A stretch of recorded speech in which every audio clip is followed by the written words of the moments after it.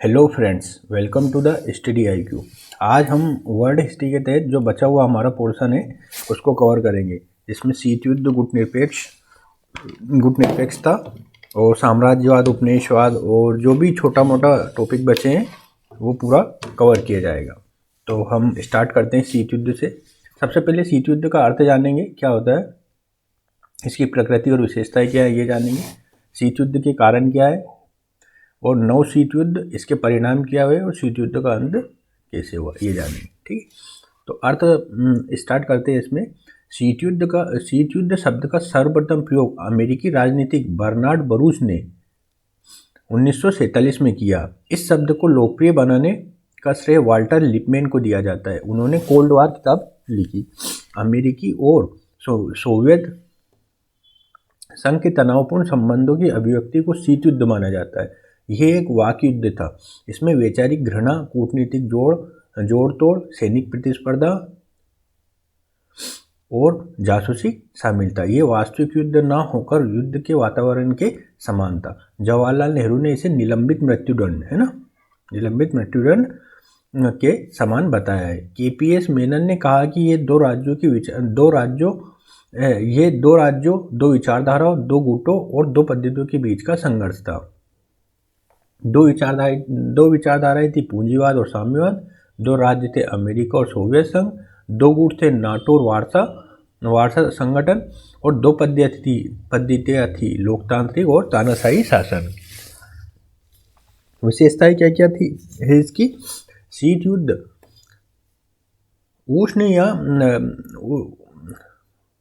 उष्ण शांति की प्रकृति से, मतलब शीत युद्ध उस शांति की प्रकृति से युक्त थे। इस दौरान ना तो पूर्णतः शांति होती, ना ही पूर्णतः युद्ध होता है। मीन्स ना तो इसमें युद्ध होता है पूरी तरह से और ना ही इसमें पूरी तरह शांति होती है। वाक युद्ध बना रहता है, मतलब एक तरीके से ना। आपके जीवन में भी बहुत सारे लोगों से आपका शीत युद्ध चल रहा होगा, इस तरह से इससे समझ सकते हैं, जिसमें आप बोलते नहीं होंगे, मतलब बोलते भी होंगे लेकिन मन ही मन में अंतर्द्वंद बना रहता है कि ये किस तरह से उस तरह से। ये शीत युद्ध कहलाता है। ठीक है, शांतिकालीन कूटनीतिक संबंधों के साथ साथ परस्पर सद्भाव बना रहता है। शीत युद्ध के दौर में शस्त्रीकरण पर अत्यधिक बल दिया जाता है, क्योंकि महाशक्तियां एक दूसरे से भयभीत रहती है, इसलिए सुरक्षा की खोज में शस्त्र निर्माण पर बल दिया जाता है। वास्तविक युद्ध के समय होने वाली अशांति से कहीं ज़्यादा अशांति शीत युद्ध के समय होती है। वस्तुतः शीत युद्ध मानसिक अशांति को सूचित करता है।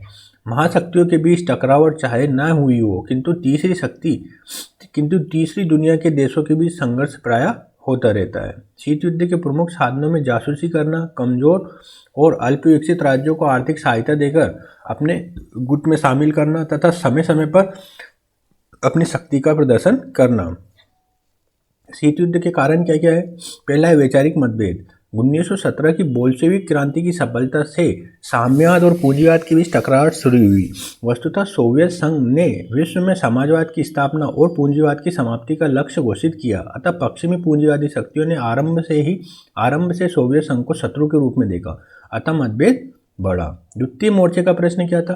द्वितीय विश्व युद्ध के दौरान जब जर्मनी ने सोवियत संघ पर हमला किया तो स्टालिन ने नाजी फौजी के विरुद्ध दूसरा मोर्चा खोलने अर्थात अतिरिक्त सैन्य अभियान करने का अनुरोध किया, किंतु पश्चिमी राज्य इसे टालते रहे। अतः स्टालिन ने इसे साम्यवाद विरोधी कदम के रूप में देखा। फलतः मतभेद बढ़ा। बाल्कन समझौते का उल्लंघन। 1944 में बाल्कन समझौतों के तहत सोवियत संघ ने पूर्वी यूरोप के विभाजन को स्वीकार कर लिया। इसके तहत रोमानिया, बुल्गारिया पर सोवियत संघ का तथा यूनान पर ब्रिटेन का प्रभाव स्वीकार किया गया। साथ ही हंगरी और यूगोस्लोवाकिया पर ब्रिटेन और सोवियत संघ दोनों का प्रभाव स्वीकार किया गया। किंतु विश्व युद्ध के पश्चात सोवियत संघ ने हंगरी और यूगोस्लोवाकिया पर नियंत्रण का प्रयास किया। फलतः तनाव बढ़ा। परमाणु बम का रहस्य क्या था? द्वितीय विश्व युद्ध के दौरान जब अमेरिका ने जापान पर परमाणु हमला किया तो सोवियत संघ को अत्यधिक आश्चर्य हुआ, क्योंकि परमाणु बम निर्माण का उसे पता नहीं था, जबकि वो विश्व युद्ध में मित्र राष्ट्रों के साथ अमेरिका के सहयोगी के रूप में था। अतः दोनों महाशक्तियों के बीच अविश्वास बढ़ा। इसी संदर्भ में ये कहा गया है कि परमाणु बम ने हिरोशिमा और नागासाकी का ही विध्वंस नहीं किया, बल्कि मित्र राष्ट्रों की मित्रता का भी अंत कर दिया। फुल्टन भाषण क्या था 1946 वाला?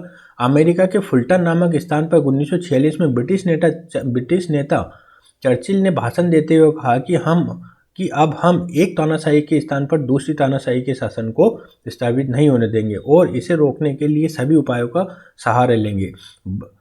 इस तरह यहाँ सर्वहारा की तानाशाही समाप्त करने की बात कही गई। इससे पूंजीवाद और साम्यवाद के बीच टकराहट बढ़ी। इस भाषण को शीत युद्ध की विधिवत शुरुआत के रूप में माना जाता है। ट्रूमैन सिद्धांत क्या है? अमेरिकी राष्ट्रपति ट्रूमैन ने घोषित किया कि कमजोर राष्ट्रों को आर्थिक सहायता देकर उन्हें साम्यवाद के प्रभाव से रोका जाएगा। इससे दोनों महाशक्तियों के बीच में तनाव बढ़ा। नाटो की स्थापना हुई, वो भी एक शीत युद्ध का कारण था 1949 में। सोवियत संघ ने जब 1947 में बर्लिन की सैन्य घेरेबंदी की तो पश्चिमी यूरोपीय शक्तियों को साम्यवाद के प्रसार का भय हुआ। अतः पश्चिमी यूरोप की सुरक्षा के लिए अमेरिका ने नाटो नामक एक प्रतिरक्षा संगठन का निर्माण हुआ और इसके जवाब में सोवियत संघ ने वार्सा संधि संगठन का निर्माण किया। इसके निर्माण से शस्त्रीकरण को बढ़ावा मिला। इससे अमेरिका और सोवियत संघ के संबंधों में तनाव बढ़ा और शीत युद्ध प्रारंभ हुआ। मतलब शीत युद्ध के लिए यहाँ पे काफ़ी महत्वपूर्ण स्टेप्स आए। दोनों जब बन गए, वार्सा संधि संगठन और नाटो, तो ये एक तरह से शीत युद्ध का काफ़ी आधार तैयार हुआ। U-2 विमान कांड जो 1960 में हुआ था, ये क्या था? ये एक अमेरिकी जासूसी विमान था जिसे सोवियत संघ ने पकड़ लिया और अमेरिकी शासन से इस घटना के लिए खेद प्रकट करने को कहा, जिसे अमेरिका ने अस्वीकार कर दिया। अतः दोनों महाशक्तियों के बीच चल रहे शीत युद्ध में वृद्धि हुई। क्यूबा संकट क्या था 1962? क्यूबा दक्षिण ये अमेरिका के पास का एक शहर है और यहाँ पे साम्यवाद को लागू करने के लिए क्या रूस ने अपना विमान भेज दिया था और इसलिए इनमें ज़्यादा टकराहट बढ़ गई थी। तो यही होगा इसके अंदर। देखो, अमेरिका के पास स्थित क्यूबा में फिडेल कास्त्रो के नेतृत्व में साम्यवादी सरकार का गठन हुआ जिसे सोवियत संघ ने समर्थन दिया और वहां मिसाइल तैनात करने की योजना बनाई। इसे अमेरिका ने अपने विरुद्ध कार्यवाही मानते हुए इसका विरोध किया। अतः दोनों के बीच इस मुद्दे पर तनाव बढ़ा। अमेरिकी विरोध के चलते सोवियत संघ ने इसे रद्द कर दिया। मिसाइल तैनाती के संदर्भ में यह माना जाता है कि क्यूबा संकट तीसरे विश्व युद्ध का कारण बन सकता था। ऑब्वियस सी बात है, जब आपके घर के बगल में कोई व्यक्ति आकर इस तरह का व्यवहार करेगा तो फिर लड़ाई होना स्वाभाविक है। इसलिए ये तृतीय विश्व युद्ध का कारण बन सकता था, बट वो तो अच्छा हुआ कि रूस ने अपना फैसला बदल लिया। अब आता है हमारा नव शीत युद्ध। शीत युद्ध 1979 के पश्चात अपने नए स्वरूप को प्रकट करता है। अब शीत युद्ध का विस्तार यूरोप के आगे बढ़कर एशिया और अफ्रीका में भी हो गया। वस्तुतः इन महाद्वीपों के विभिन्न देशों में राष्ट्रों के आपसी मतभेदों को बनाए रखकर शीत युद्ध के दौर में अपने शक्ति प्रदर्शन का अवसर महाशक्तियों को द्वारा खोजा गया। नव शीत युद्ध के दौरान अंतरिक्ष तक अपनी पहुंच सुनिश्चित करने की पहल महाशक्तियों ने शुरू की। इसी क्रम में उपग्रह प्रक्षेपण की प्रतिस्पर्धा शुरू हुई, जिसे स्टार वार के नाम से जाना जाता है। इस तरह पूंजीवादी लोकतांत्रिक शक्तियों ने मानवाधिकारों की सुरक्षा के नाम पर साम्यवादी शासन की आलोचना की। फलतः महाशक्तियों के बीच तनाव बढ़ा। अब शीत युद्ध के प्रभाव क्या होंगे? तो किसी भी लड़ाई का सबसे पहले तो नेगेटिव इफेक्ट देखा जाता है, कितने लोग मारे, मतलब कुछ क्या क्या नेगेटिव इफेक्ट पड़े। शीत युद्ध से विश्व में भय और संदेह का वातावरण निर्मित हुआ। अतः असुरक्षा की भावना से निपटने के लिए राष्ट्रों ने शस्त्रीकरण पर बल दिया। इससे निःशस्त्रीकरण की अवधारणा पर प्रहार हुआ। शीत युद्ध से विश्व स्पष्टता दो गुटों में बढ़ गया। वस्तुतः महाशक्तियां अपने गुटों में संख्या वृद्धि करने के लिए विभिन्न राष्ट्रों के आंतरिक मामलों में हस्तक्षेप कर अपनी स्वार्थ पूर्ति में लग गई। फलतः नौ स्वतंत्र देशों के आपसी संबंधों में कटुता पैदा हुई। परमाणु युद्ध की समस्या विश्व के सामने उत्पन्न हुई। इसी क्रम में आतंक के संतुलन का दौर आया, अर्थात विभिन्न देश परमाणु शक्ति संपन्न बनाने पर बल देने लगे। शीत युद्ध से विभिन्न सैन्य संगठन अस्तित्व में आए, जैसे नाटो और वार्सा संधि संगठन। इन प्रतिरक्षा संगठनों का निर्माण से सामूहिक सुरक्षा की अवधारणा पर चोट पहुंची। फलतः संयुक्त राष्ट्र संघ का अवमूल्यन हुआ। सकारात्मक प्रभाव क्या है? शीत युद्ध से वैज्ञानिक तकनीकी विकास को प्रोत्साहन मिला। वस्तुतः महाशक्तियों ने अपनी शक्ति के विस्तार के लिए वैज्ञानिक शोध पर बल देते हुए परिवहन और संचार के तीव्र साधनों का विकास किया। शीत युद्ध के दौर में अंतरिक्ष के क्षेत्र में भी प्रगति देखी गई। वस्तुतः महाशक्तियों ने विभिन्न उपग्रहों का निर्माण कर उन्हें अंतरिक्ष में स्थापित किया। फलतः संचार और मौसम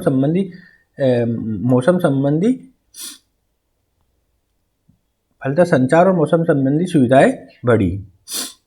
इससे गुटी राजनीति को बढ़ावा फलता 9 स्वतंत्र देश गुटनिरपेक्ष आंदोलन से जुड़ गए। अतः इस तरह अंतर्राष्ट्रीय राजनीति में गुटनिरपेक्ष आंदोलन का महत्व बढ़ा। अब तनाव शैथिल्य क्या होता है, दितांत क्या होता है, मतलब तनाव को कम करना होता है एक तरीके से, ठीक है। तो इसमें क्या है, अंतर्राष्ट्रीय राजनीति में अमेरिका और सोवियत संघ के तनाव को कमी लाने वाली प्रक्रिया को तनाव शैथिल्य के नाम से जाना जाता है।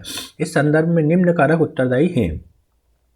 स्टालिन के पश्चात बने सोवियत प्रमुख खुश्चेव ने शांतिपूर्वक सहअस्तित्व की भावना पर बल दिया और साम्यवाद पूंजीवाद के बीच वैचारिक टकरार को कमी लाने का प्रयास किया। इससे अमेरिका और सोवियत संघ के तनावों में कमी आई। अमेरिका और सोवियत संघ के प्रमुखों के बीच सीधी वार्ता हॉटलाइन स्थापित होने से आपसी संवाद को बढ़ावा मिला। इससे भी तनाव में कमी आई। सस्तीकरण पर लगातार अत्यधिक खर्च करने से सोवियत अर्थव्यवस्था पर प्रतिकूल प्रभाव पड़ रहा था। अतः सोवियत संघ ने शस्त्र कटौती पर बल दिया। इससे तनाव में कमी आई। गुटनिरपेक्ष आंदोलन के विकास ने भी तनाव में कमी लाने की भूमिका निभाई। वस्तुतः गुटनिरपेक्ष आंदोलन ने गुटीय राजनीति का विरोध करते हुए निशस्त्रीकरण पर बल दिया।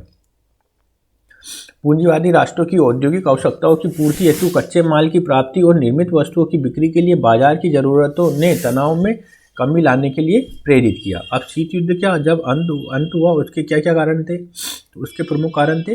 सोवियत संघ के प्रमुख मिखाइल गोर्बाचोव ने सोवियत अर्थव्यवस्था को संकट से बाहर निकालने के लिए उदारवादी नीतियों की घोषणा की और शीत युद्ध जैसी अवधारणा के अंत की घोषणा की, ठीक है। मिखाइल गोर्बाचोव ने इनकी महत्वपूर्ण भूमिका थी। हाल ही में इनका निधन हुआ है, ठीक है, 1-2 वर्ष पहले इनका निधन हुआ है।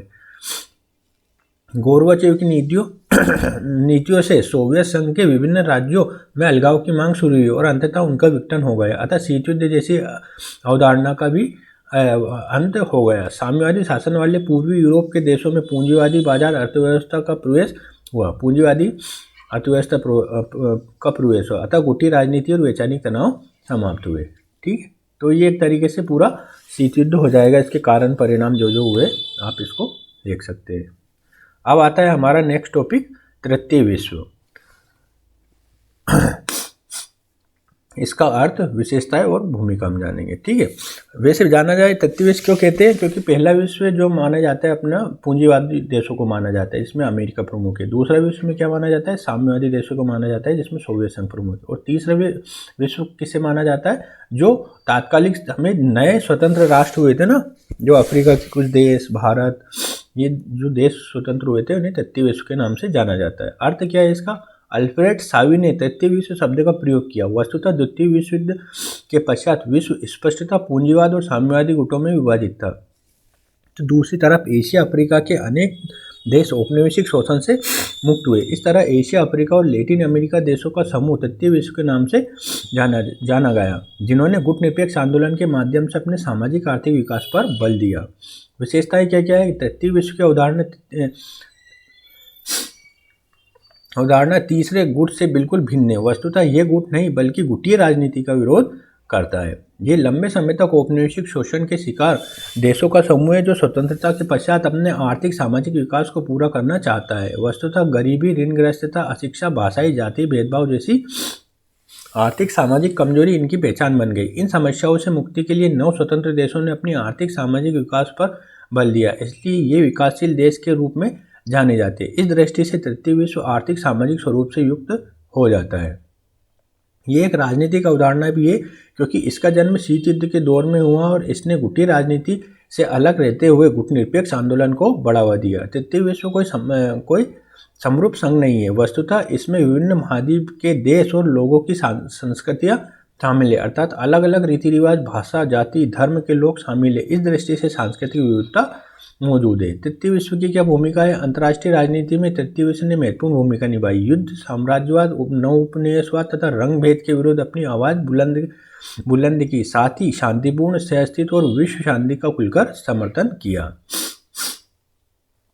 विश्व व्यापार संगठन WTO के मंच से भेदभावपूर्ण नीतियों का विरोध कर समानता के सिद्धांत को आगे बढ़ाया। तृतीय विश्व ने पर्यावरण से संबंधित मंचों पर पर्यावरण सुरक्षा के संकल्पों को दर्शाया। साथ ही ये भी स्पष्ट किया कि विश्व आज जिन पर्यावरणीय समस्याएं जैसे जलवायु परिवर्तन, ग्लोबल वार्मिंग से जूझ रहा है, उसका मूल कारण विकसित औद्योगिक राष्ट्रों की कार्यप्रणाली है। निष्कर्षतः ये बात ठीक है कि WTO का मंच यह संयुक्त राष्ट्र संघ का यह तृतीय विश्व के स्तर पर सदैव एक नहीं रहे, बल्कि इन मंचों पर आपसी मतभेद भी दिखते हैं। इसका कारण यह है कि तृतीय विश्व के देश संप्रभु राष्ट्र हैं और इनके भी अपने अपने राष्ट्रीय हित है। अतः इनसे ये अपेक्षा नहीं की जा सकती कि ये सदैव एक ही स्वर में बात करेंगे। फिर भी तृतीय विश्व ने विश्व शांति में निशस्त्रीकरण और आर्थिक सामाजिक विकास पर बल दिया, जो विश्व में उनकी प्रगतिशील भूमिका को दर्शाता है। तो ये हो जाएगा हमारा तृतीय विश्व के बारे में। अब आता है हमारा गुटनिरपेक्ष आंदोलन। तो गुटनिरपेक्ष आंदोलन का अर्थ जानेंगे, इस नीति को अपनाए जाने के क्या कारण है, इसकी क्या उपलब्धियां है और चुनौतियां क्या है और वर्तमान में इसकी क्या प्रासंगिकता है। इसका अर्थ जानते हैं। गुटनिरपेक्षता का अर्थ तटस्थता नहीं है, वस्तुतः अंतर्राष्ट्रीय राजनीति में विभिन्न मुद्दों पर विवेकपूर्ण निर्णय लेते हुए सही और गलत का अंतर करते हुए सदैव सही नीति का समर्थन करना और अंतर्राष्ट्रीय राजनीति में सक्रिय भूमिका निभाना ही गुटनिरपेक्षता है। इस तरह यह निष्क्रियता से भरा हुआ कोई पलायनवादी आंदोलन नहीं था। 1955 में बांडुंग इंडोनेशिया सम्मेलन में गुटनिरपेक्षता की संकल्पना सामने आई और 1961 में बेलग्रेड सम्मेलन में इसकी विधिवत शुरुआत हुई। गुटनिरपेक्षता की नीति अपनाए जाने के क्या कारण थे? विश्व वैचारिक रूप से पूंजीवादी और साम्यवादी गुट में विभाजित था, जिसका नेतृत्व क्रमशः अमेरिकी और सोवियत संघ कर रहे थे। अतः गुटीय राजनीति से अलग रहकर अपने विकास कार्य को पूरा करने के लिए गुटनिरपेक्षता की नीति अपनाई गई। अर्थात किसी एक विचारधारा और गुट से न बनने की इच्छा ने तृतीय विश्व के देशों को गुटनिरपेक्षता की नीति अपनाने के लिए प्रेरित किया।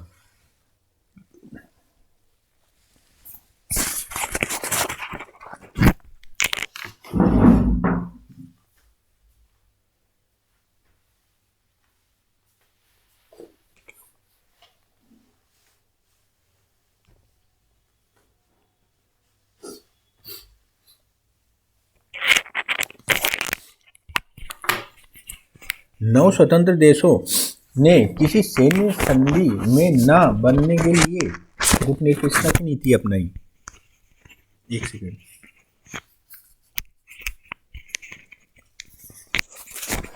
दरअसल सैन्य संगठन का सदस्य बनने का अर्थ था सैन्यवाद पर बल देना और महाशक्तियों की नीतियों का आंख मूंद कर पालन करना, जबकि औपनिवेशिक शोषण से मुक्त हुए देश पुनः गुलामी में बंधना नहीं चाहते थे। अतः उन्होंने गुटनिरपेक्षता की नीति अपनाई। तृतीय विश्व के देश आर्थिक सामाजिक समस्याओं से ग्रसित थे। इन समस्याओं का समाधान करने के लिए आर्थिक और तकनीकी विकास जरूरी था, जिसमें ये सक्षम नहीं थे। अतः दोनों महाशक्तियों से आर्थिक तकनीकी सहयोग प्राप्त करने के लिए किसी गुट में शामिल न होकर गुटनिरपेक्षता की नीति अपनाई। विश्व शांति को बढ़ावा और शीत युद्ध के दौर में तनाव में कमी लाने के लिए गुटनिरपेक्षता की नीति को अपनाया गया। अब इनकी उपलब्धियां क्या क्या थी गुटनिरपेक्षता की? गुटनिरपेक्ष आंदोलन ने गुटीय राजनीति का विरोध कर तृतीय विश्व को गुटबंदी के चंगुल से बचाया। साथ ही अफ्रीका के अनेक देशों के स्वतंत्रता आंदोलन का समर्थन किया और उनको आज़ादी में वैचारिक सहयोग दिया।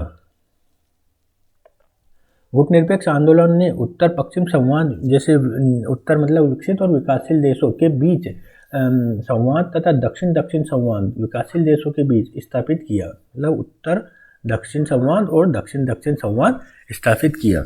उत्तर वाले कौन? विकासशील देश उत्तर कहलाता है और दक्षिण कौन कहलाता है? उत्तर वाले देश जैसे अमेरिका हो गया, ब्रिटेन हो गया, ये देश जो होते हैं रूस, फ्रांस, ये विकसित देश कहलाते हैं और जो साउथ के होते हैं ये विकासशील देश कहलाते हैं। दक्षिण अफ्रीका में रंगभेदी शासन का विरोध कर उसकी समाप्ति में अपनी भूमिका निभाई। निशस्त्रीकरण की अवधारणा को लोकप्रिय बनाया गया।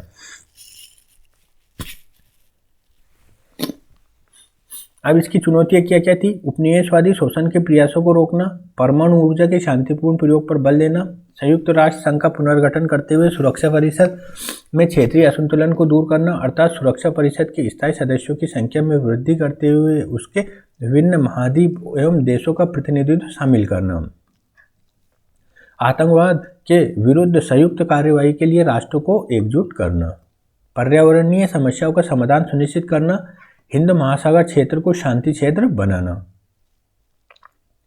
अब इसकी प्रासंगिकता क्या हो सकती है? गुटनिरपेक्ष आंदोलन का जन्म शीत युद्ध के दौर में हुआ, जहां गुटी राजनीति से अलग रहने पर तृतीय विश्व के देशों ने बल दिया। अब 1990 के बाद सोवियत संघ के विघटन के साथ ही शीत युद्ध समाप्त हुआ और गुटी राजनीति का अंत हुआ, अतः गुटनिरपेक्ष आंदोलन की प्रासंगिकता अब नहीं रही।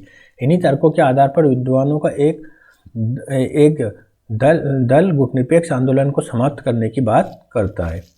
ये बात ठीक है कि शीत युद्ध समाप्त हो गया है और गुट नहीं रहा, फिर भी इस आंदोलन का महत्व आज भी बना हुआ है, क्योंकि तृतीय विश्व ने जिस आर्थिक सामाजिक विकास का लक्ष्य निर्धारित किया था वो आज भी जारी है। इतना ही नहीं, नवीन चुनौतियों जैसे नव उपनिवेशवादी शोषण को रोकना, विकास का समतामूलक प्रयास करना, निशस्त्रीकरण करना, परमाणु युद्ध के भय से विश्व को मुक्त करना, पर्यावरण सुरक्षा और संयुक्त राष्ट्र संघ का पुनर्गठन करना जैसे कार्य बाकी है। तो साथ ही स्वतंत्र विदेश नीति को बनाए रखना है। दरअसल जब तक इन स्वतंत्र राष्ट्रों की स्वतंत्र विदेश नीति पर चलने की प्रतिबद्धता है, तब तक गुटनिरपेक्ष आंदोलन की प्रासंगिकता है।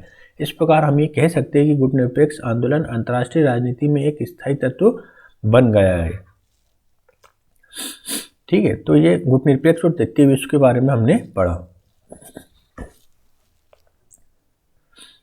अब हम आते हैं सोवियत संघ का विघटन कब हुआ था? 1991 में, जब गोर्बाचेव थे ना, अभी मैंने जो बताया था, अभी उनका देहांत हुआ। गोर्बाचेव की जो नीतियाँ थी उसके कारण इनका विघटन हो गया सोवियत संघ का। ठीक है, तो उत्तरदायी परिस्थितियाँ जानेंगे, गोर्बाचेव की क्या नीतियाँ थी वो जानेंगे, और भूमिका क्या क्या थी और परिणाम क्या हुए।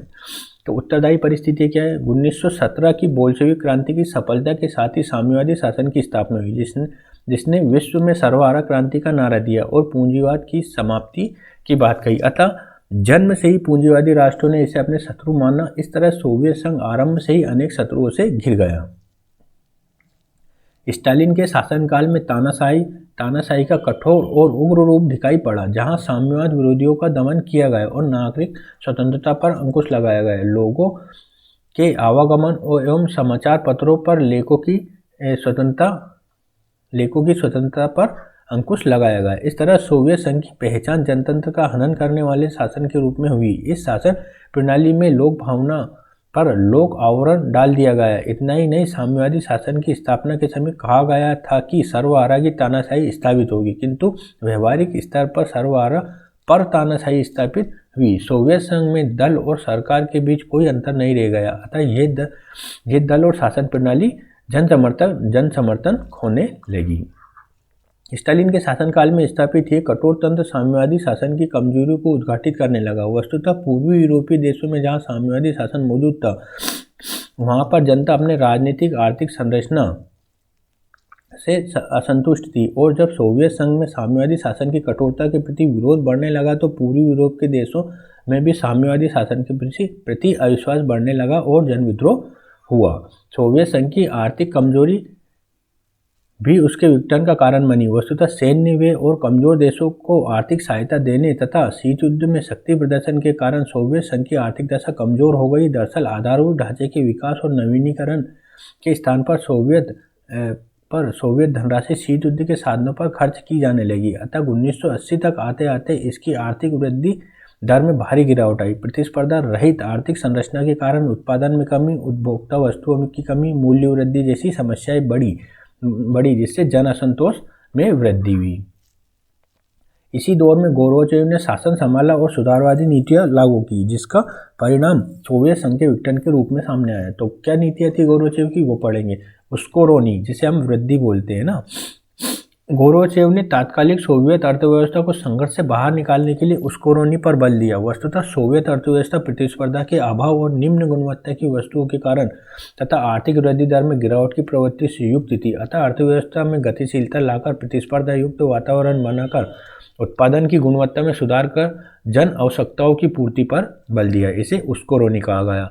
पेरेस्ट्रोइका, इसे पुनर्निर्माण कहा जाता है। गोर्बाचेव ने सोवियत संघ के आर्थिक सामाजिक विकास के लिए राजनीतिक आर्थिक ढांचे के पुनर्निर्माण की बात की, जिसे पेरेस्ट्रोइका के नाम से जाना जाता है। इसके तहत निम्न बातें कही गई: सामाजिक आर्थिक प्रगति लाना, समाज का लोकतांत्रिकरण करना, लोकतंत्र का विकेंद्रीकरण करना, समाज की कमियों को उजागर कर मानव की स्वतंत्रता सुनिश्चित करना। का के तहत उठाए गए कौन कौन से कदम थे? कृषि क्षेत्र में परिवर्तन करते हुए ठेके पर खेती अर्थात निजी खेती पर बल दिया गया। मजदूरों के वेतन उत्पादन क्षमता से जोड़ा गया और उत्पादन को खुले बाजार में बेचने की अनुमति दी गई। इस तरह निजी संपत्ति की अवधारणा को स्वीकार किया गया। निवेश संबंधी नीति में सुधार करते हुए विदेशी पूंजी निवेश को बढ़ावा दिया गया। ग्लास्तनोस्त, जिसे हम खुलापन कहते हैं, गोर्बाचेव द्वारा सोवियत संघ के राजनीतिक, आर्थिक, सामाजिक क्षेत्र से संबंधित नीतियों के निर्माण में पारदर्शिता रखते हुए खुली बहस को प्रोत्साहित किया गया है, जिसे ग्लास्तिनोस्त के नाम से जाना जाता है। इसके तहत बंद सोवियत समाज और अर्थव्यवस्था को खोल दिया गया और लोगों को अपने विचार और भावनाओं को व्यक्त करने का अधिकार दिया गया। ठीक है, तो इस तरह से यहाँ पे सोवियत संघ का गोर्बाचेव ने जो नीति अपनाई उससे सोवियत संघ का विघटन हो गया। अब इसका हम जानेंगे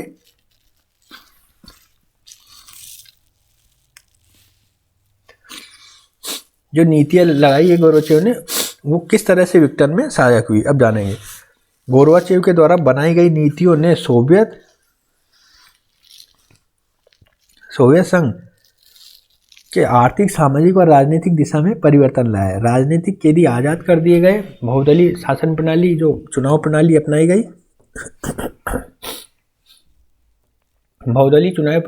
गई लोगों को विदेश यात्रा की सुविधा मिली, समाचार पत्रों को स्वतंत्रता मिली, बाजार अर्थव्यवस्था को अपनाते हुए लोगों को अपने उत्पादन को बेचने की अनुमति मिली। इस तरह निजी उत्पादन और व्यापार में वृद्धि हुई। सामाजिक, आर्थिक क्षेत्र में विभिन्न मुद्दों पर खुली बहस होने लगी। इस तरह सोवियत समाज से लोह आवरण हट गया, किंतु दूसरी तरफ इस नई उदारवादी नीतियों ने समस्याएं भी पैदा की। स्वतंत्रता के अधिकार को लोगों ने अपने राज्य की स्वतंत्रता से जोड़ दिया। इसी क्रम में सोवियत संघ का विघटन हो गया। सोवियत संघ के विघटन में गोर्बाचेव की भूमिका। सोवियत संघ के विघटन में ये कहना कि इसे गोर्बाचेव ने अंजाम दिया, ऐतिहासिक प्रवृत्तियों को न समझना है। वस्तुतः विघटन के बीच तो उसकी स्थापना में ही निहित थे। एक समाजवादी शासन और उसकी आर्थिक संरचना को जीवित रखने के लिए जरूरी था कि साम्यवादी संस्कृति और नीतियां व्यवहारिक स्तर पर लागू की जाए, किंतु सोवियत साम्यवादी शासन ऐसा करने में विफल रहा। वस्तुतः सोवियत नेताओं ने कठोर दमन के माध्यम से सोवियत संघ की एकता को बनाए रखा। इस दौर में ऐसा नहीं था कि जनता असंतुष्ट नहीं थी, दरअसल उसे असंतोष प्रकट करने का मार्ग उपलब्ध नहीं था। गोर्बाचेव ने सोवियत अर्थव्यवस्था को मजबूत बनाने के लिए और लोगों को अधिकार संपन्न बनाने के लिए उदारवादी नीतियां लागू की। इसी क्रम में वर्षों से संचित हो रहे सोवियत असंतोष को व्यक्त करने का मार्ग उपलब्ध करा दिया, जिसका परिणाम विघटन के रूप में सामने आया। इस तरह हम कह सकते हैं कि गोर्बाचेव ने बंद समाज को एक ही झटके से पूर्णतः खोल दिया, जहां अभी स्वतंत्रता की समझ मौजूद नहीं थी। इसी क्रम में राज्यों ने सोवियत संघ से अलग होने की घोषणा कर दी। वस्तुतः गोर्बाचेव की नीतियों में दोष नहीं था, बल्कि क्रियान्वयन की त्रुटियों ने विघटन को अंजाम दिया। सोवियत संघ के विघटन से क्या क्या परिणाम हुए? सोवियत शासन प्रणाली में पूंजीवादी अर्थव्यवस्था का प्रवेश हुआ। इस तरह पूंजीवादी और साम्यवादी वैचारिक टकराहट की समाप्ति हुई। सोवियत संघ के विघटन से उसकी महाशक्तियों की मान्यता को चोट पहुंची। फलतः दो ध्रुवीय विश्व की समाप्ति हुई और एक ध्रुवीय विश्व के रूप में अमेरिका मतलब एक ध्रुवीय कौन बन के उभरा? अमेरिका बनकर उभरा। पूर्वी और पश्चिमी जर्मनी के एकीकरण का मार्ग प्रशस्त हुआ, क्योंकि पूर्वी जर्मनी में भी साम्यवादी शासन के विरुद्ध जन असंतोष बढ़ा और अब वहां भी पूंजीवादी बाजार अर्थव्यवस्था का प्रवेश हुआ। पूर्वी यूरोप के देशों ने बहुदलीय चुनाव प्रणाली अपनाई और लोकतांत्रिक सरकारों का गठन हुआ, जिन्होंने बाजार अर्थव्यवस्था को अपनाया। इस तरह पूर्वी और पश्चिमी यूरोप के विभाजन की स्थितियां समाप्त हुई और यूरोप का एकीकरण हुआ। तृतीय विश्व के देशों के लिए सोवियत संघ का विघटन आघात पहुंचाने वाला था, क्योंकि इन देशों के सामाजिक आर्थिक विकास के लिए आर्थिक तकनीकी सहयोग का जो आश्वासन सोवियत संघ से मिला था, अब वो समाप्त हो गया। अब ठीक है, तो ये सोवियत संघ के बारे में पूरा विघटन कैसे हुआ इसके बारे में लिखा हुआ है, आप इसको डिटेल में पढ़ सकते हैं। शॉर्ट नोट से मेरे द्वारा बनाए गए हुए। अब हम जानेंगे उपनिवेशवाद और साम्राज्यवाद क्या होता है। ठीक है, इसका अर्थ प्रकृति प्रकार जो पुराना साम्राज्यवाद था, नवीन साम्राज्य था, ये क्या है। द्वितीय विश्व युद्ध के बाद उपनिवेशवाद क्या हुआ, जिसमें नव साम्राज्यवाद या नव उपनिवेशवाद आया। परिणाम क्या हुआ? अफ्रीका में साम्राज्यवाद क्या और औपनिवेशिक मुक्ति क्या थी? जब कोई विकसित अथवा शक्तिशाली देश किसी निर्बल और अविकसित देश पर आर्थिक दृष्टि से अधिकार कर लेता है तो वो उपनिवेश कहलाता है, और ऐसा करने वाला मात्र देश या औपनिवेशिक शक्ति कहलाता है। इस प्रकृति को उपनिवेशवाद कहा जाता है। उपनिवेशवाद में उपनिवेश के मूल निवासियों पर औपनिवेशिक शक्ति का राजनीतिक, आर्थिक, सांस्कृतिक नियंत्रण होता है। इस तरह उपनिवेशवाद विजित देशों के जीवन और संस्कृति पर प्रभुत्व स्थापित करने की व्यवस्था है। इस उपनिवेशवाद का प्रयोग यूरोप में पुनर्जागरण चेतना के विकास के साथ होता है। उपनिवेशवाद की प्रकृति या स्वरूप। उपनिवेशवाद के तहत मात्र देश और उपनिवेश के बीच शोषक शोषित संबंध होता है। वस्तुतः उपनिवेश के अंदर जो नीतियां बनाई जाती है वो मात्र देश के हितों के अनुरूप होती है। इस तरह उपनिवेश का विकास मात्र देश के अधीन होता है। मात्र देश या साम्राज्यवादी शक्ति उपनिवेश से आर्थिक लाभ प्राप्त करने हेतु विभिन्न संरचनाओं का निर्माण करती है जो मूलतः शोषण पर आधारित होता है। इस आर्थिक लाभ की प्राप्ति के लिए उपनिवेश में एक समान राजनीतिक, प्रशासनिक संरचना, यातायात, परिवहन और संचार के गतिशील साधन, आधुनिक शिक्षण संस्थाएं आदि का विकास होता है। फलतः उपनिवेश में एक नवीन मध्य वर्ग का विकास होता है। यह आधुनिक शिक्षा प्राप्त मध्य वर्ग मानव अधिकारों से परिचित होकर शोषण के स्वरूप को समझने लगता है और लोगों को अपने अधिकारों के प्रति सचेत करता है। इसी क्रम में राष्ट्रीय चेतना का विकास होता है। उपनिवेशवासी और औपनिवेशिक शक्ति के बीच टकराहट बढ़ती जाती है।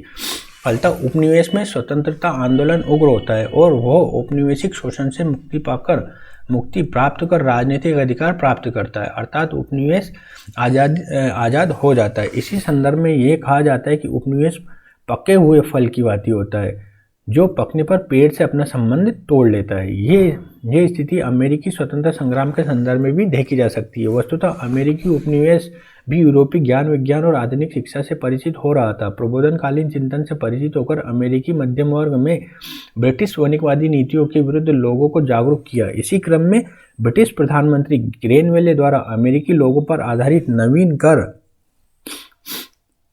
कानून जैसे स्टाम्प एक्ट, शुगर एक्ट का विरोध किया गया। अतः अमेरिकियों ने प्रतिनिधित्व नहीं तो कर नहीं का नारा दिया और इंग्लैंड के समक्ष संवैधानिक प्रश्न खड़ा किया। अंततः ब्रिटिश नियंत्रणकारी नीतियों के विरुद्ध यूएस वाले जो अमेरिका वाले एकजुट हुए और बोस्टन टी पार्टी को अंजाम दिया। फलतः अमेरिका और इंग्लैंड के बीच युद्ध शुरू हुआ जिससे अमेरिका विजयी हुआ। इस दृष्टि से अमेरिका स्वतंत्रता संग्राम एक वयस्क होते हुए उपनिवेश की स्वाभाविक और अपेक्षित घटना बन जाती है। अब आप देखेंगे साम्राज्यवाद और उपनिवेशवाद के प्रकार। तो एक पुराना साम्राज्यवाद है जो 16वीं सदी के आसपास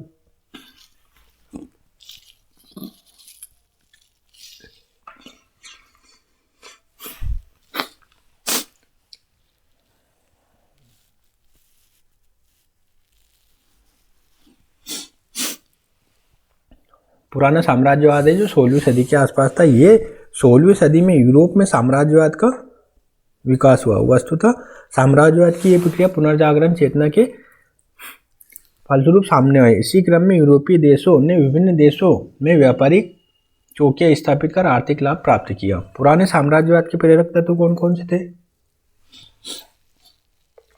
यूरोपीय शासकों द्वारा सामुद्रिक अभियानों और नवीन प्रदेशों की खोज को प्रोत्साहित किया गया। इसी क्रम में उपनिवेशवाद को बढ़ावा मिला। पुनर्जागरण चेतना से उत्पन्न जिज्ञासा, साहसिक मनोभाव और व्यक्तिवाद के उदाहरण ने नवीन मार्ग की खोज को प्रोत्साहित किया।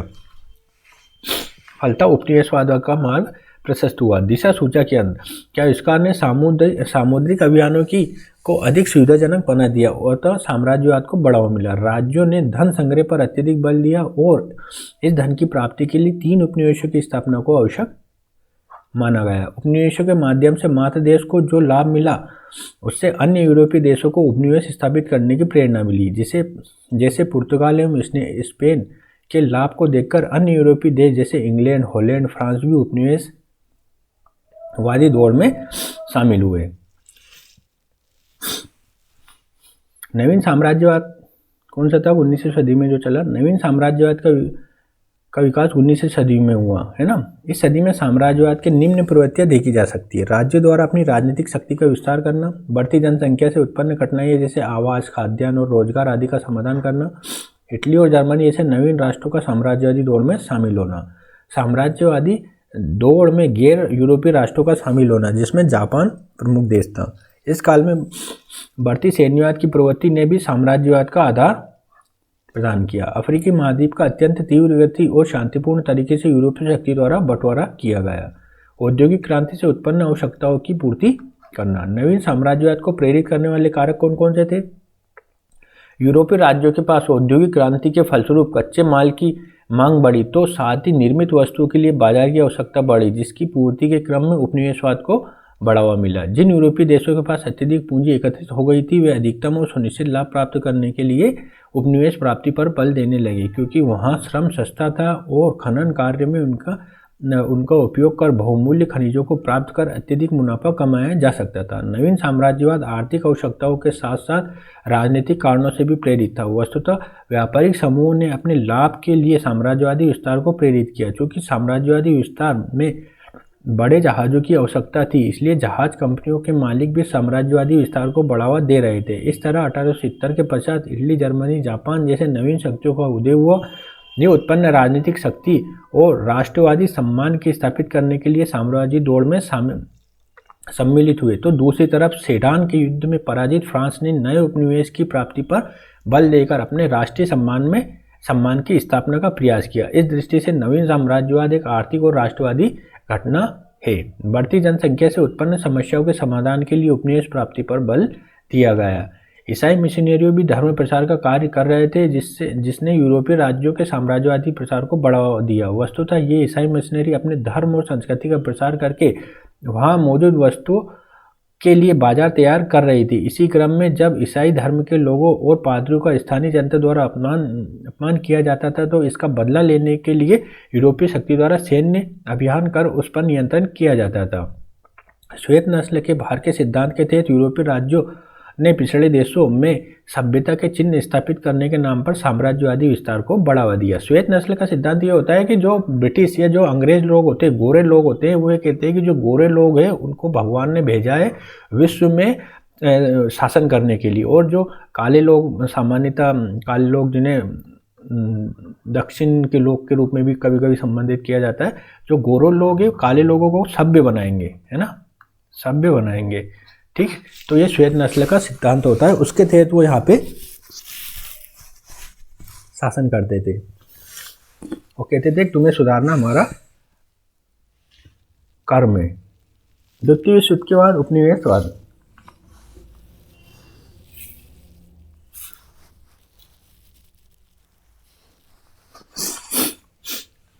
द्वितीय विश्व युद्ध के बाद उपनिवेशवाद, जिसे नव उपनिवेशवाद कहा जाता है। द्वितीय विश्व युद्ध के पश्चात पूंजीवादी अमेरिकी शक्ति का विश्व रंगमंच पर प्रभुत्व स्थापित हुआ।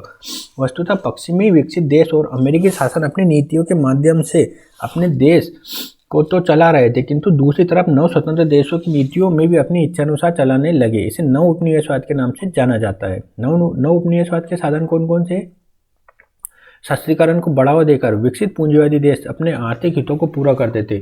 वस्तुतः विकसित देश अपने अस्त्र शस्त्र की बिक्री द्वारा अल्प विकसित और विकासशील देशों से धन तो प्राप्त करते ही हैं, उनकी सैनिक क्षमता को भी अपने ऊपर निर्भर बनाते हैं। विश्व आर्थिक संसाधनों और संगठनों पर नियंत्रण द्वारा ऐसी नीतियों का निर्माण किया जाता है जिससे पूंजीवादी औद्योगिक राष्ट्र लाभान्वित हो। वस्तुतः विश्व बैंक, अंतर्राष्ट्रीय मुद्रा कोष, विश्व व्यापार संगठन जैसे वैश्विक संगठनों पर पूंजीवादी देशों का प्रभुत्व होता है और इनके माध्यम से वे अपने अनुकूल नीतियों का निर्माण करते हैं। मानव अधिकारों की रक्षा के नाम पर किसी देश की संप्रभुता का हनन करना और लोकतंत्र की स्थापना के बहाने औद्योगिक राष्ट्रों की आर्थिक शक्ति बनाने का प्रयास नव उपनिवेशवाद के साधन है। दर्शन सैन्य तंत्रवादी देशों में लोकतंत्र की स्थापना करके वहां आर्थिक सामाजिक पुनर्निर्माण के लिए अपने देश की कंपनियों को विकसित औद्योगिक राष्ट्र ठेका प्रदान कर पाते। फलतः उस कंपनी के कर्मचारी तो लाभान्वित होते ही उस देश का आर्थिक और औद्योगिक विकास से युक्त रहता है। वो देश आर्थिक और औद्योगिक विकास से भी युक्त रहता है। उदारीकरण, वैश्वीकरण के नाम पर विकासशील देश की आर्थिक नीतियों पर नियंत्रण लगाकर अपने देश के उत्पाद के लिए औद्योगिक राष्ट्र बाजार का निर्माण करते हैं। पर्यावरण संरक्षण एवं बाल श्रम के नाम पर विकासशील देशों के आर्थिक मामलों में हस्तक्षेप कर विकसित राष्ट्र उनके उत्पादों पर प्रतिबंध लगाते हैं। इस तरह नव उपनिवेशवाद के माध्यम से पूंजीवादी औद्योगिक शक्तियाँ 21वीं सदी में भी उस तरह का लाभ लेने का प्रयास करती रही जैसा कि 19वीं सदी के दौरान करती थी। इस तरह नव उपनिवेशवादी शोषण और एक जटिल प्रक्रिया थी जो स्वतंत्र विकासशील देशों के आर्थिक सामाजिक विकास को सीमित करती थी। नव उपनिवेशवाद के प्रभाव क्या क्या हुए? नकारात्मक प्रभाव देखेंगे। उपनिवेशवाद पर साम्राज्यवाद का नकारात्मक प्रभाव पड़ा। वस्तुतः उपनिवेश में शोषण के माध्यम से संसाधनों की लूट की गई। उपनिवेशों के आर्थिक विकास को अवरुद्ध किया गया। इसी क्रम में उपनिवेशों में कृषि का पिछड़ापन, ऋणग्रस्तता, बेरोजगारी, अकाल, अशिक्षा जैसी समस्याएं बढ़ी। उपनिवेशों में पश्चिमी भाषा और संस्कृति का प्रसार हुआ। फलतः उपनिवेश वासियों में भाषाई और सांस्कृतिक हीनता की भावना का प्रसार हुआ। अपने शासन को बनाए रखने के लिए साम्राज्यवादी शक्तियों ने उपनिवेश के लोगों पर धार्मिक भेद पैदा कर फूट डाल और राज करो की नीति अपनाई। इस कारण औपनिवेशिक मुक्ति के बाद भी इन देशों में धार्मिक भाषाई विवाद की समस्याएं बनी रही। उपनिवेशवाद से साम्राज्यवादी शक्तियों के बीच प्रतिस्पर्धा बढ़ी। फलतः यूरोपीय देशों के आपसी संबंध तनावपूर्ण हुए। इसी क्रम में विश्व युद्ध भी हुआ था। सकारात्मक प्रभाव क्या देख सकते हैं? साम्राज्यवादी देशों की समृद्धि बढ़ी और वहाँ के लोगों के जीवन स्तर में वृद्धि हुई। उपनिवेशों में भी ज्ञान, विज्ञान और चिंतन की नवीन अवधारणा का विकास हुआ। फलतः उपनिवेश में भी Adam Smith, Darwin, Rousseau, John Locke जैसे चिंतकों का विचार प्रसारित हुए। उपनिवेशों में परिवहन और संचार के नवीन साधनों जैसे रेलवे, सड़क, पुल आदि का विकास हुआ तो साथ ही आधुनिक शिक्षा का भी प्रसार हुआ। फलतः मध्य वर्ग का विकास हुआ जिसने उपनिवेशवासियों के अधिकारों के प्रति जागरूकता पैदा कर राष्ट्रीय चेतना का विकास किया, जिससे अंततः उपनिवेशों की मुक्ति का आधार भी तैयार हुआ।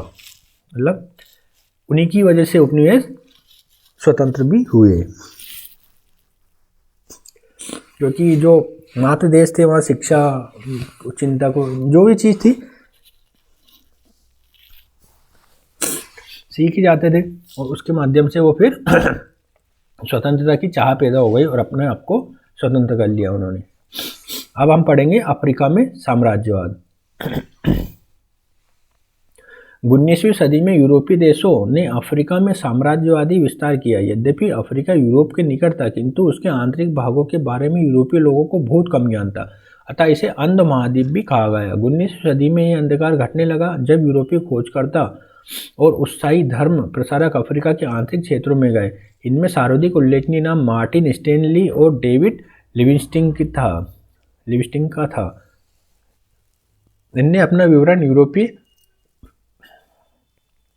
यूरोपियों के समक्ष प्रस्तुत किया, अतः खनिज बताए। इसी क्रम में साम्राज्यवादी शक्ति अफ्रीका पर टूट पड़ी और आपस में बांट लिया। किसको? अफ्रीका को। अफ्रीका में साम्राज्यवादी विस्तार की अनुकूल परिस्थितियां थी। यहाँ सरकार कमजोर थी और ये क्षेत्र औद्योगिक क्रांति अर्थात आधुनिक विचारों से रहित था। इतना ही नहीं, यहाँ कबीलावाद स्थापित था और जनता की वफादारी अपने कबीले के प्रमुख के प्रति होती थी। कबीले का आपसी संबंध संघर्षपूर्ण था, अतः यूरोपीय शक्तियों ने कबीले के आपसी मतभेद का लाभ उठाकर अपना विस्तार किया। अफ्रीका में साम्राज्यवाद एक असाधारण घटना मानी जाती है। दरअसल अफ्रीका में क्षेत्रों का बंटवारा क्रमिक रूप से न होकर बहुत तेजी से हुआ, अर्थात कुछ ही वर्षों में अफ्रीकी देशों पर यूरोपीय शक्ति का नियंत्रण स्थापित हुआ। किंतु 1875 में अफ्रीका के 10% भूभाग पर यूरोपीय शक्तियों का नियंत्रण था, किंतु 1900 ईस्वी तक 90% यूरोपीय का नियंत्रण हो गया। मतलब कितने 25 साल में ही 80% यूरोप पर उन्होंने नियंत्रण कर लिया। ये संपूर्ण बंटवारा बिना किसी युद्ध के संपन्न हुआ। दरअसल पश्चिमी शक्तियों ने आपस में समझौता कर अफ्रीकी क्षेत्रों को हड़प लिया। अफ्रीका में लूट की दृष्टि से क्षेत्रीय विस्तार में फ्रांस का हिस्सा सार्वत्रिक था, किंतु आर्थिक लाभ की दृष्टि से इंग्लैंड का स्थान सर्वप्रथम था। अफ्रीका में इंग्लैंड का सूडान, नाइजीरिया, ट्रांसवाल, नाटाल आदि क्षेत्रों पर नियंत्रण था। इस तरह इटली का सोमालीलैंड, इरिट्रिया आदि पर नियंत्रण था, तो जर्मनी का टोगोलैंड, कैमरून, नामीबिया जैसे क्षेत्रों पर नियंत्रण था। पश्चिम अफ्रीका में कांगो, गोल्डस्टोन जिसे घाना कहते हैं, सियरा लियोन, नाइजीरिया जैसे क्षेत्रों पर ब्रिटेन का नियंत्रण था। यहाँ कांगो क्षेत्र में रबड़, हाथीदांत, सोना, हीरा, तांबा आदि संसाधनों को प्राप्त किया जाता था। इन क्षेत्रों में रहने वालों के ऊपर औपनिवेशिक शोषण और दमन किया गया, फलतः जन असंतोष वहाँ व्याप्त था। पश्चिम अफ्रीका के गोल्ड कोस्ट, जिसे घाना कहते हैं, में क्वानेनक्रुमा 1909 से 1972 तक द्वारा जनता को एकजुट कर पीपल्स पार्टी का नेतृत्व किया गया। क्वानेनक्रुमा 1935 में शिक्षा लेने हेतु अमेरिका गए। इसी क्रम में वे लंदन भी गए। आधुनिक शिक्षा प्राप्त कर नागरिक अधिकारों से परिचित हुए और ये 1946 में घाना वापस आए। यहाँ आकर उन्होंने यूरोपीय साम्राज्यवादी शोषण के विरुद्ध यूरोपीय वस्तुओं का बहिष्कार किया। इसी क्रम में हड़ताल और हिंसक प्रदर्शन हुए। उन्हें गिरफ्तार किया गया, किंतु व्यापक जन समर्थन के चलते उन्हें रिहा किया गया और एक नए संविधान के निर्माण को मंजूरी दी गई। अंततः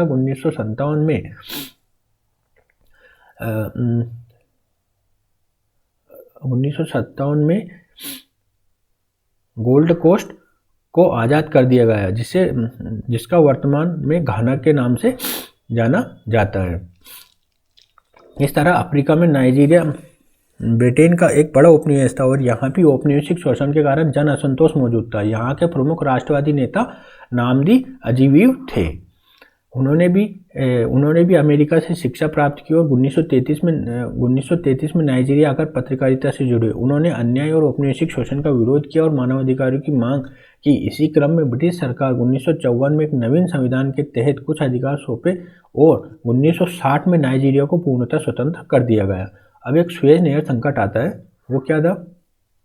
मिस्र में ब्रिटिश सरकार का स्थानीय शासकों के साथ टकराव हुआ, जो सुएज नहर संकट के रूप में सामने आया। वस्तुतः मिस्र ऑटोमन साम्राज्य का एक हिस्सा था, किंतु 19वीं सदी में ऑटोमन शासक की कमजोरियों का लाभ उठाकर वहां मोहम्मद अली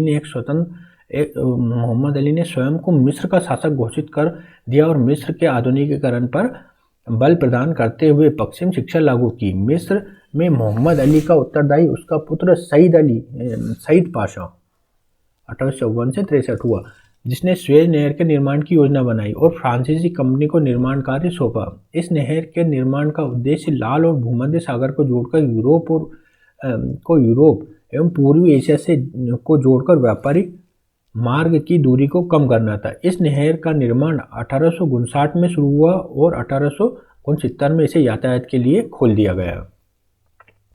आगे चलकर मिस्र के शासक इस्माइल पाशा 1863 से 79 तक ने आर्थिक जरूरतों को पूरा करने के लिए 1875 में सुएज नहर के अधिकांश शेयर ब्रिटेन को बेच दिया। अतः सुएज नहर से ब्रिटेन के हित भी जुड़ गए और वहां उसने अपनी सेना तैनात कर दी। द्वितीय विश्व युद्ध के पश्चात ब्रिटेन तथा मिस्र में यह समझौता हुआ कि ब्रिटेन मिस्र से अपनी सेना हटा लेगा, किंतु ब्रिटेन ने समझौते का पालन नहीं किया। अब क्या होता है? अतः मिस्र में इंग्लैंड विरोधी भावनाएं उग्र हो गई। इसी क्रम में 1954 में मिस्र के शासक नासिर ने आसवान बांध के निर्माण की योजना बनाई, तो उसे धन की आवश्यकता पड़ी। अतः उसने सुएज नहर का राष्ट्रीयकरण कर उसे अपने अधिकार में ले लिया। नासिर का कहना था कि किसी भी राष्ट्र को यह अधिकार है कि वो अपने राज्य क्षेत्र में कार्य करने वाली कंपनी को अपने अधिकार में ले सकता है। इसी क्रम में उसने 1856 में सुएज नहर का राष्ट्रीयकरण किया और इससे ब्रिटेन और फ्रांस के हित बाधित हुए और उन्होंने इजराइल के साथ मिलकर मिस्र पर हमला किया, किंतु सोवियत संघ और अमेरिका के दबाव से उन्हें यह युद्ध बंद करना पड़ा। अंततः सुएज नहर पर मिस्र का पूर्ण अधिकार माना गया। इस तरह सुएज नहर संकट से ब्रिटेन की अंतर्राष्ट्रीय लोकतांत्रिक छवि धूमिल हुई। वस्तुतः ब्रिटेन संयुक्त राष्ट्र के सुरक्षा परिषद का स्थायी सदस्य था और राष्ट्रों के संप्रभुता का सम्मान करना इस संगठन का प्रमुख उद्देश्य था, किंतु अपने स्वार्थपूर्ति हेतु इंग्लैंड ने मिस्र की संप्रभुता को चुनौती दी। फलतः उसके साम्राज्यवादी लालसा या इच्छा की पुष्टि हुई। दक्षिण अफ्रीका में रंगभेदी शासन क्या था, जी जानेंगे। नेल्सन मंडेला जी ने यहाँ पे स्वतंत्रता में महत्वपूर्ण भूमिका निभाई थी। दक्षिण अफ्रीका के क्षेत्र कौन कौन थे? Cape Colony, Transvaal, orange free state जैसे स्टेट शामिल थे। इन्हें मिलाकर दक्षिण अफ्रीकी संघ की स्थापना की गई, जहां अश्वेत बहुसंख्यक थे और उन्हें श्वेत सरकार के नस्लवादी नीतियों का सामना करना पड़ता था। अश्वेतों को विशेष अधिकृत क्षेत्रों में रहने की अनुमति दी गई। उनके लिए शिक्षण संस्थान, स्वास्थ्य केंद्र, परिवहन के साधन अलग कर दिए गए। इतना ही नहीं, एक कानून के माध्यम से उन्हें एक पहचान पत्र सदैव अपने पास रखने हेतु बाध्य किया गया है। इस तरह अपने ही देश में उनके साथ विदेशियों जैसा व्यवहार किया जा रहा था, जहां अश्वेत श्रमिकों का कोई अधिकार नहीं था। इस रंगभेदी शासन की समाप्ति के लिए अफ्रीकी नेशनल कांग्रेस के नेता अल्बर्ट लुथिली ने प्रयास किया और वहां की सरकार का विरोध किया। अतः श्वेत सरकार ने उन्हें समर्थकों को सही जेल भेज दिया। इस तरह रंगभेद के विरुद्ध आवाज उठाने वाले को दंडित किया गया।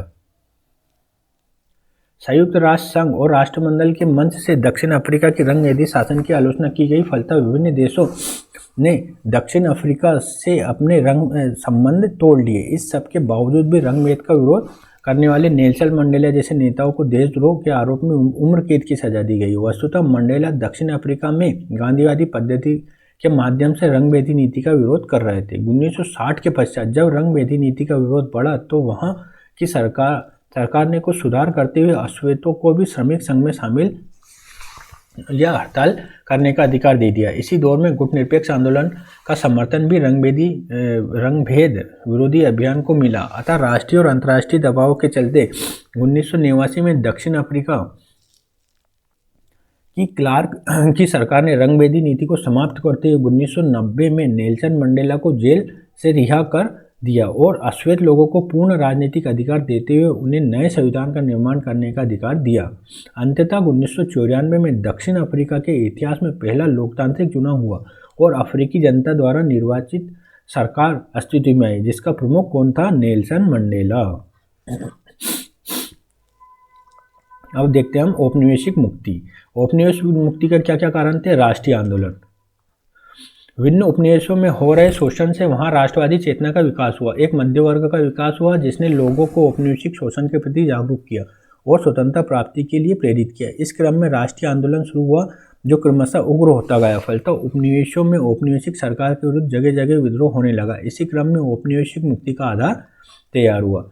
द्वितीय विश्व युद्ध का प्रभाव। द्वितीय विश्व युद्ध के फलस्वरूप यूरोपीय शक्तियों की स्थिति कमजोर हुई। युद्ध व्यय बढ़ने से उनकी अर्थव्यवस्था कमजोर हुई। अतः उपनिवेशों पर अपनी पकड़ बनाए रखने के लिए ये साम्राज्यवादी शक्तियां सक्षम नहीं रही। युद्ध के दौरान यूरोपीय देशों ने उपनिवेशों का सहयोग प्राप्त करने के लिए यह आश्वासन दिया कि युद्ध के पश्चात उपनिवेशों को रियायत दी जाएगी। इससे भी उपनिवेशों को प्रोत्साहन मिला और वे संघर्ष कर अपनी आज़ादी हासिल करें। 1941 में अटलांटिक घोषणा के तहत कहा गया कि कोई राष्ट्र अन्य किसी देश में अपना क्षेत्रीय विस्तार नहीं करेगा और साथ ही व्यक्ति अपने मतों के आधार पर अपनी सरकार चुन सकते। इस घोषणा से एशिया और अफ्रीका के उपनिवेशों को मुक्ति की प्रेरणा मिली। द्वितीय विश्व युद्ध के पश्चात निर्मित संयुक्त राष्ट्र संघ जैसे अंतर्राष्ट्रीय संगठन ने लोकतंत्र और मानवाधिकार पर बल देते हुए उपनिवेशवाद का विरोध किया। अतः औपनिवेशिक मुक्ति का आधार तैयार हुआ। इंडोनेशिया में औपनिवेशिक मुक्ति कैसे हुई थी? दक्षिण पूर्व एशिया में इंडोनेशिया एक सबसे बड़ा देश है। पहले ये ईस्ट इंडीज के नाम से जाना जाता था। इंडोनेशिया पर डचों का नियंत्रण था। डचों ने यहाँ एक आर्थिक नीति लागू की जिसे कल्चर सिस्टम कहा जाता है जो उपनिवेशवादी शोषण का एक तरीका था। इसके तहत किसानों को बाध्य किया गया कि वो अपनी भूमि को एक निश्चित भाग पर ऐसी फसल उगाए जिसे यूरोप में निर्यात करके मुनाफा कमाया जा सके। पहले किसान चावल उगाते थे किंतु अब उन्हें गन्ना कॉफ़ी की खेती के लिए बाध्य किया गया है। इससे अनाज की कमी पड़ने लगी और किसानों की दशा दयनीय हुई। 19वीं सदी के आते आते डचों ने इस नीति को त्याग दिया क्योंकि जनता में इससे व्यापक असंतोष पनप रहा था। तो साथ ही इंग्लैंड उदारवादी भी इस नीति की आलोचना कर रहे थे। कल्चर सिस्टम के बाद डचों ने एक नैतिकता की नीति लागू की ताकि इंडोनेशिया के लोगों को यह दिखाया जा सके कि डच शासक उनके विकास का दायित्व समझते हैं और इसे अपने नैतिक कर्तव्य के रूप में देखते हैं। इस नीति के तहत स्कूल खोले गए, तालाब बनाए गए, सड़कें बनाई गई, किंतु इसका मूल उद्देश्य डचों की आर्थिक आवश्यकताओं की पूर्ति करना था। आधुनिक शिक्षा देकर ऐसे लोगों का निर्माण करना था जो निम्न सरकारी पदों पर कार्य कर सके। किंतु इस नैतिकता की नीति से अनजाने में वहाँ के लोगों में जागरूकता और राष्ट्रीयता की भावना पैदा हुई। इसी क्रम में डच शासक के विरुद्ध विद्रोह होने लगे और डच सरकार को राजनीतिक सुधारों की घोषणा करनी पड़ी। 1927 में इंडोनेशियाई राष्ट्रीय पार्टी का गठन सुकार्नो के नेतृत्व में हुआ, जिसने लोगों को संगठित कर आज़ादी की मांग की। इसी क्रम में विरोध बढ़ा तथा 1949 में डच सरकार ने इंडोनेशिया के लोगों को सत्ता सौंप दी, जिसका प्रमुख कौन बना? सुकार्नो बना। अब मलेशिया, जिसे मलाया कहते हैं, में उपनिवेशवाद के विरुद्ध संघर्ष कैसे हुआ? मलेशिया में भी यूरोपीय शक्ति ने विस्तार किया। आरंभ में पुर्तगाली और डचों ने और अंत में अंग्रेजों ने इस पर नियंत्रण किया। फलतः मलायावासी औपनिवेशिक शोषण के शिकार हुए। मलाया में प्रथम विश्व युद्ध तक राष्ट्रीय चेतना का विकास नहीं हो पाया, जो औपनिवेशिक मुक्ति में बाधक बना। इसके निम्न कारण थे। मलाया विभिन्न जातियों और धर्मों का प्रदेश था, जिसमें 40% चीनी, 10% भारतीय और शेष अन्य वहाँ के मूल निवासी थे। अतः इनमें एकता का अभाव था। मलाया में शिक्षा का अभाव था। अंग्रेजों के मधुर व्यवहार और व्यापारियों के प्रति उदारता दिखाने के कारण जनता का एक बड़ा वर्ग अंग्रेजों के प्रति सहानुभूति रखता था। अंग्रेजों ने यहाँ के राजा के सम्मान को बनाए रखा, जिससे मलाया की जनता को यह महसूस हुआ कि उनके लिए कोई खतरा नहीं है। किंतु धीरे धीरे मलायवासी राष्ट्रीय चेतना से युक्त होकर औपनिवेशिक शोषण के विरुद्ध विद्रोह करने लगे और द्वितीय विश्व युद्ध के पश्चात मलाया का राष्ट्रवाद अत्यंत तीव्र गति से उग्र हुआ। तो साथ ही जापान के द्वारा दिया गया यह नारा एशिया वासियों के लिए मलाया में लोगों को प्रेरित करता रहा। अंततः 1949 में चीन की साम्यवादी क्रांति की सफलता से मलाया के लोगों भी प्रेरित हुए और ब्रिटिश सरकार का विरोध किया। ऐसी स्थिति में ब्रिटिश सरकार ने 1957 में मलाया को आज़ाद कर दिया और वहाँ स्वतंत्र मलाया राज्य की स्थापना हुई। अब हम थोड़ा लैटिन अमेरिका के बारे में जानेंगे। वहाँ पे कौन प्रमुख था? सिमोन बोलीवार, जो 1783 से 1883 तक थे।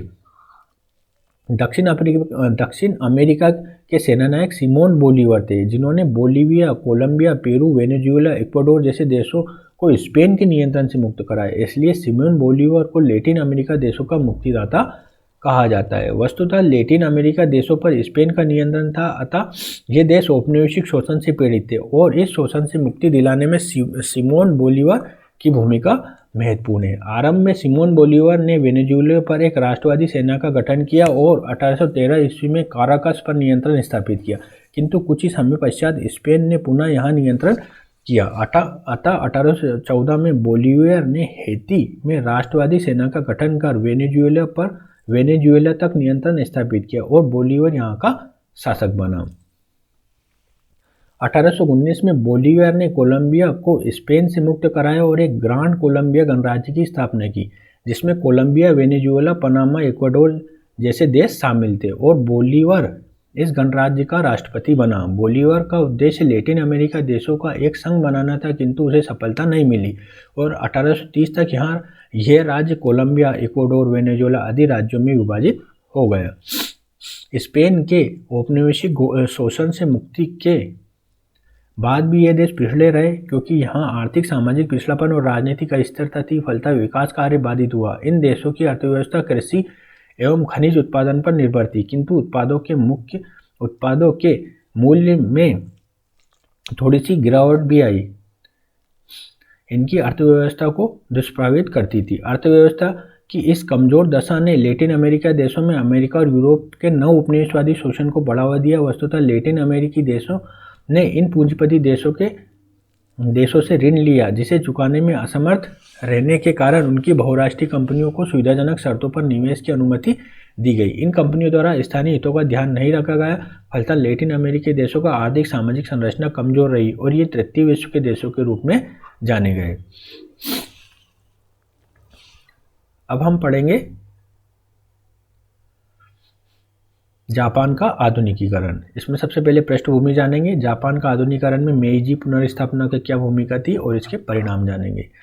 पृष्ठभूमि: 19वीं सदी से पूर्व जापान में सामंती व्यवस्था मौजूद थी। जापान का सम्राट सामंतो, जिसे शोगुन बोलते थे, क्या हाथों की कठपुतली था। जापान का पश्चिमी राष्ट्रों के साथ संपर्क उस समय हुआ जब अमेरिका में 1852 में कमोडोर पेरी के नेतृत्व में एक सैन्य दल जापान भेजा गया, जिसका उद्देश्य जापान से निम्न सुविधाएं प्राप्त करना था। यदि कोई अमेरिकी जहाज जापान समुद्री तट पर क्षतिग्रस्त हो जाए तो उसके नाविकों और व्यक्तियों को जापान में ही शरण दी जाए अमेरिकी जहाज जापान के बंदरगाह का उपयोग करे तथा वहां से कोयला और खाद्य सामग्री प्राप्त करे। कमोडोर पेरी ने इन मांगों को पूरा करने के लिए 1 वर्ष का समय दिया और इसी क्रम में 1854 में अमेरिका एवं जापान के बीच कनगावा की संधि हुई, जिसके तहत अमेरिका को जापानी बंदरगाहों के प्रयोग की अनुमति मिल गई। अब जापान में अमेरिकी राजदूत के रूप में टाउनसलैंड हैरिस की नियुक्ति की गई। इसके कुशल व्यवहार से अमेरिकियों ने जापान में और भी अधिक सुविधाएं प्राप्त की। पश्चिमी देशों के संपर्क में आने से जापान में आधुनिक शिक्षा और ज्ञान विज्ञान का प्रवेश हुआ और जापानियों ने ज्ञान विज्ञान की नई पद्धति को तत्परता से अपना लिया। यही कारण है कि 50 वर्षों से भी कम समय में वो पश्चिमी देशों के समकक्ष हो गया। पश्चिमी राष्ट्रों के संपर्क से जापान में सामंतों की शक्ति में कमी आई और उनका पतन हुआ। अब जापान का आधुनिकीकरण में मेइजी पुनर्स्थापना की क्या भूमिका थी? जापान में 1867 में सम्राट कोइमो की मृत्यु के पश्चात मुत्सुहितो सम्राट बना और इसने मेइजी की उपाधि धारण की। अतः इस काल को मेइजी पुनर्स्थापना का काल कहा जाता है। इस काल में अनेक सदियों बाद सम्राट शक्तिशाली हुआ। इससे निम्न परिवर्तन हुए। जापान एक आधुनिक शक्ति संपन्न राष्ट्र बना। सामंतवाद का अंत हुआ और सम्राट की सत्ता मजबूत हुई। इसी क्रम में राष्ट्रीयता की भावना मजबूत हुई। अतः जापान आधुनिक युग की ओर बढ़ा। जापान की सैन्य व्यवहार में परिवर्तन आया। अभी तक सैनिक कार्यों का संपादन केवल समुराई द्वारा किया जाता था, किंतु सामंतवाद के पतन और मेइजी शासन में सेना का स्वरूप राष्ट्रीय हो गया और इसमें कोई भी योग्य पद प्राप्त कर सकता था। सैनिक सेवा को अनिवार्य घोषित किया गया। इस तरह राष्ट्रीय सेना जापान के साम्राज्यवाद का आधार बनी। कृषि क्षेत्र में सुधार करते हुए सरकार ने किसानों को भू स्वामित्व प्रदान किए। अनेक कृषि संस्थाओं की स्थापना हुई। कृषि के उन्नत बीजों और नवीन उपकरणों का प्रयोग किया गया। फलतः धान, चावल, रेशम का उत्पादन पहले की तुलना में 2 गुने से ज़्यादा हो गया। पश्चिमी शिक्षा पद्धति को लागू किया गया। प्राथमिक शिक्षा को अनिवार्य बनाते हुए उच्च शिक्षा पर बल दिया गया। फलतः साक्षरता में वृद्धि हुई। 1905 में 95% साक्षरता विद्यमान थी जापान में।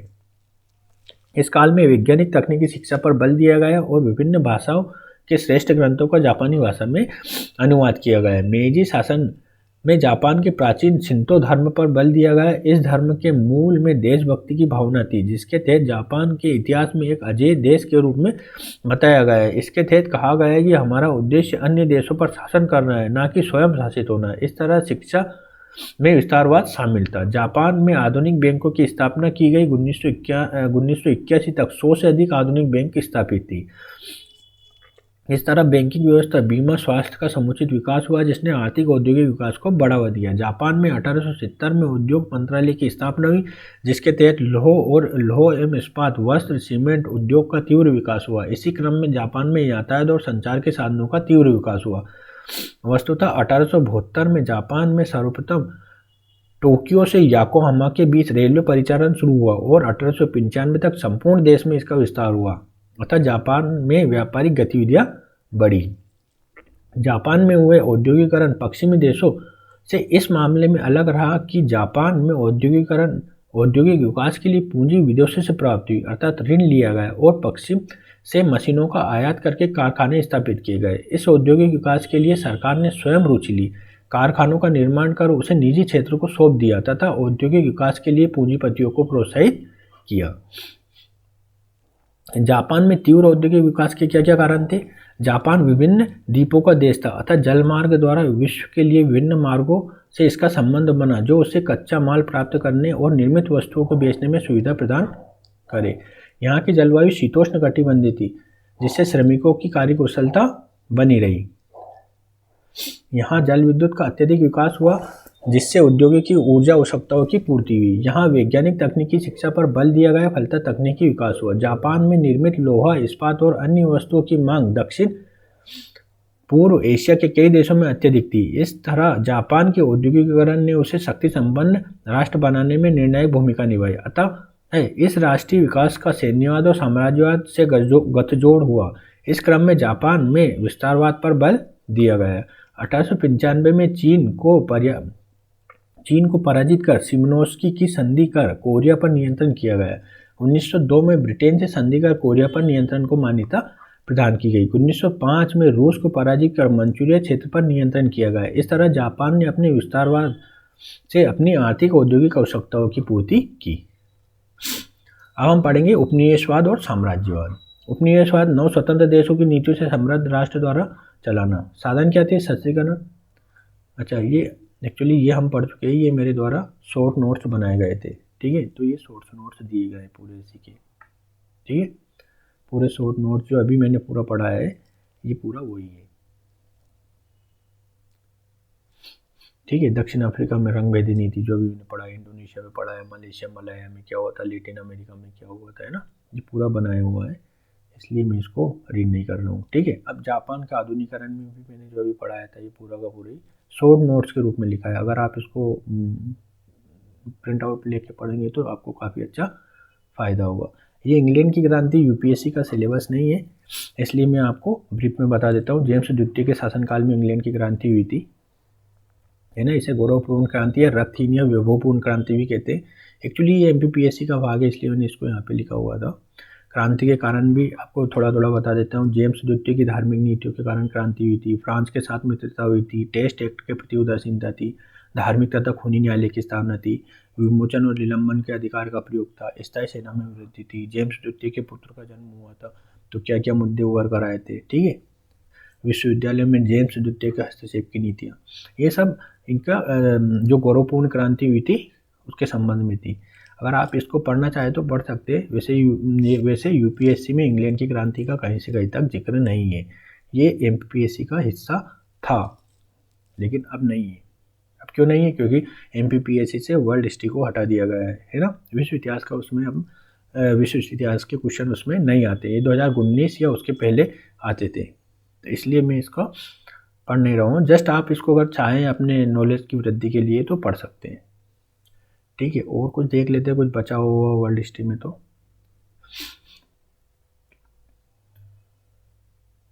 ठीक है, ये वही है पूरा।